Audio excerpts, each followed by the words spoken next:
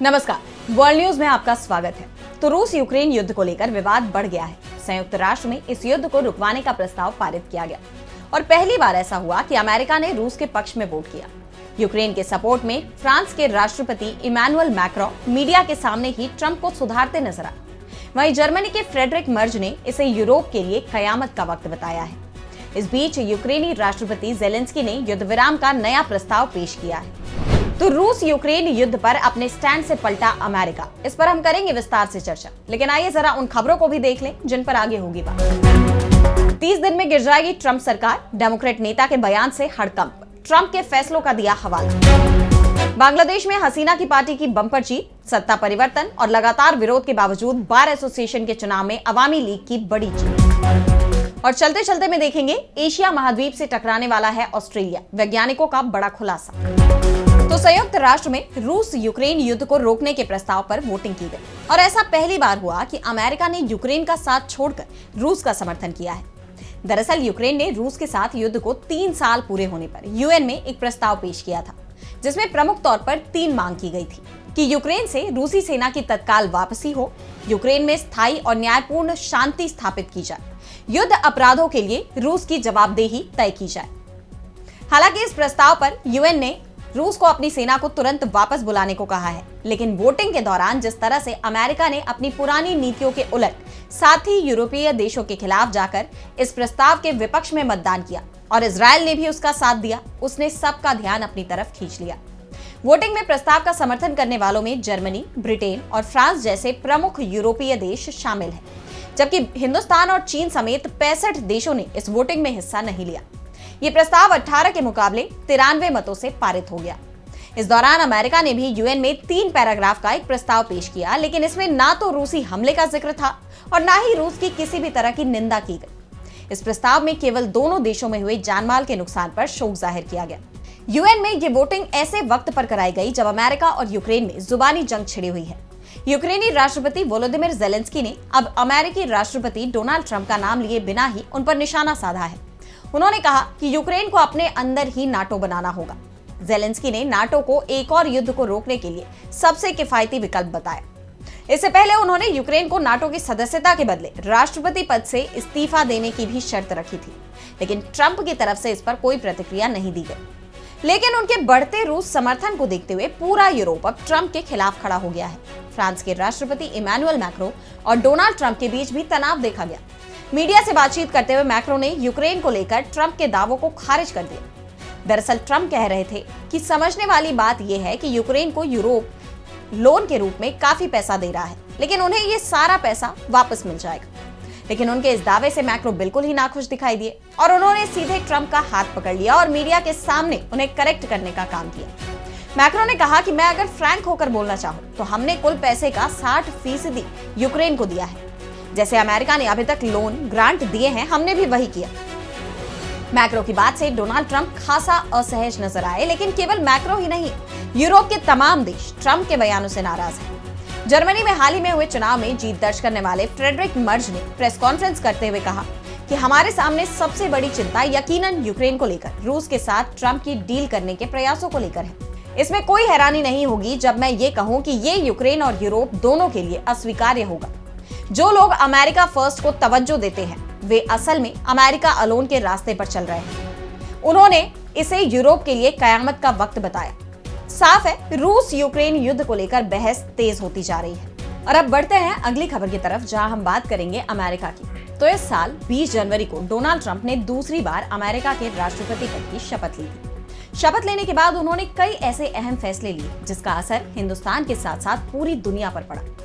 पिछले 1 महीने में उन्होंने ज्यादातर वो फैसले लिए जिसका उन्होंने चुनावी कैंपेन में जिक्र किया था।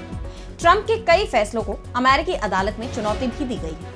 इस बीच ट्रंप प्रशासन को लेकर एक बड़ा दावा किया गया। डेमोक्रेटिक रणनीतिकार जेम्स कार्विल के मुताबिक डोनाल्ड ट्रंप प्रशासन अगले 30 दिनों में गिर जाएगा। जेम्स कार्विल ने कहा कि मेरा मानना है कि ये प्रशासन 30 दिनों से भी कम समय में गिर सकता है। देश की जनता ट्रंप प्रशासन से परेशान हो चुकी है। कार्विल ने दावा किया कि ट्रंप प्रशासन ने कई ऐसे फैसले लिए जिसने देश की जनता की चिंता बढ़ा दी है। उन्होंने कहा कि इमिग्रेशन पर प्रतिबंध, ट्रांसजेंडर्स को लेकर कई ऐसे फैसले लिए गए जिसने देश की जनता को नाराज किया है।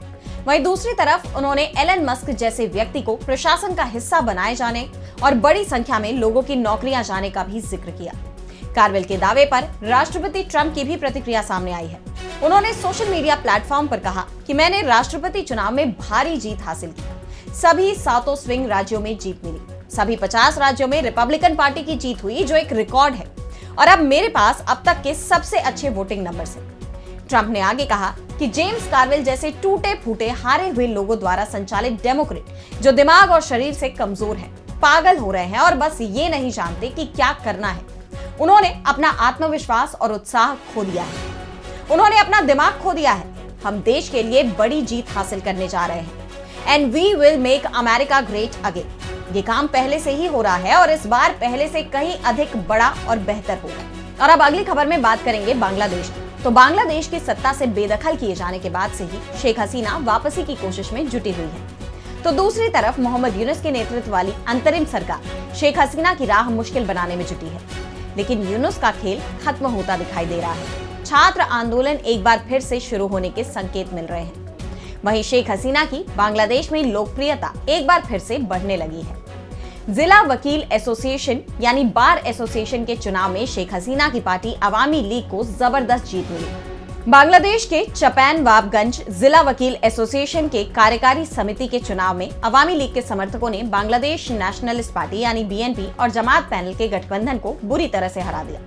इस चुनाव ने बांग्लादेश की सत्ता में बैठी अंतरिम सरकार के मुख्य सलाहकार मोहम्मद यूनुस की टेंशन बढ़ा दी है, क्योंकि अब बांग्लादेश में यूनुस सरकार के खिलाफ हवा चलनी शुरू हो गई है। इन चुनावी नतीजों का असर आने वाले वक्त में देश के आम चुनाव में भी देखा जा सकता है। एक तरफ शेख हसीना के लिए लंबे वक्त बाद राहत की खबर आई है, वहीं बांग्लादेश की अंतरिम सरकार का हिंदुस्तान विरोधी रुख, इसमें कोई बदलाव नहीं देखा जा रहा। यूनुस सरकार में विदेशी सलाहकार तौहीद हुसैन ने हिंदुस्तानी विदेश मंत्री एस जयशंकर के उस बयान पर तीखी प्रतिक्रिया दी है जिसमें एस जयशंकर ने कहा था कि बांग्लादेश को अल्पसंख्यकों की सुरक्षा पर ध्यान देना चाहिए। इसके साथ ही उसे हिंदुस्तान के साथ कैसे संबंध रखने हैं ये वो खुद ही तय करे। एस जयशंकर के इस बयान पर तौहीद हुसैन ने अल्पसंख्यकों की सुरक्षा को बांग्लादेश का आंतरिक मामला बताया और कहा कि इसका हिंदुस्तान से कोई संबंध नहीं है। उन्होंने बांग्लादेश में अल्पसंख्यकों के बारे में खबरों के लिए भारतीय मीडिया को ही जिम्मेदार ठहरा दिया। हिंदुस्तान के साथ रिश्तों को लेकर हुसैन ने कहा कि हम आपसी सम्मान और हितों के आधार पर हिंदुस्तान के साथ अच्छे कामकाजी संबंध चाहते हैं। अब हिंदुस्तान को बांग्लादेश के साथ किस तरह के संबंध चाहिए ये तय करना होगा। हुसैन ने शेख हसीना को दोनों देशों के बीच बढ़ते तनाव का मुख्य कारण बताते हुए कहा कि हमारी पूर्व प्रधानमंत्री के दिए गए बयान हकीकत में दोनों देशों के संबंधों के लिए हानिकारक है। ये साबित हो चुका है कि हिंदुस्तान से पूर्व प्रधानमंत्री का भाषण आग में घी डालने का काम कर रहा है।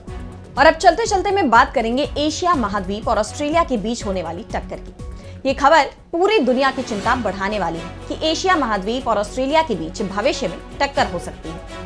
ऑस्ट्रेलिया महाद्वीप तेजी से उत्तर की तरफ बढ़ रहा है। इस कारण से भविष्य में इसके एशिया महाद्वीप से टकराने की आशंका बनती दिखाई दे रही है। वैज्ञानिकों ने बताया है कि ये महाद्वीप हर साल 2.8 इंच यानी 7 सेंटीमीटर की तेजी से खिसक रहा है, जो इंसानों के नाखूनों के बढ़ने के बराबर है।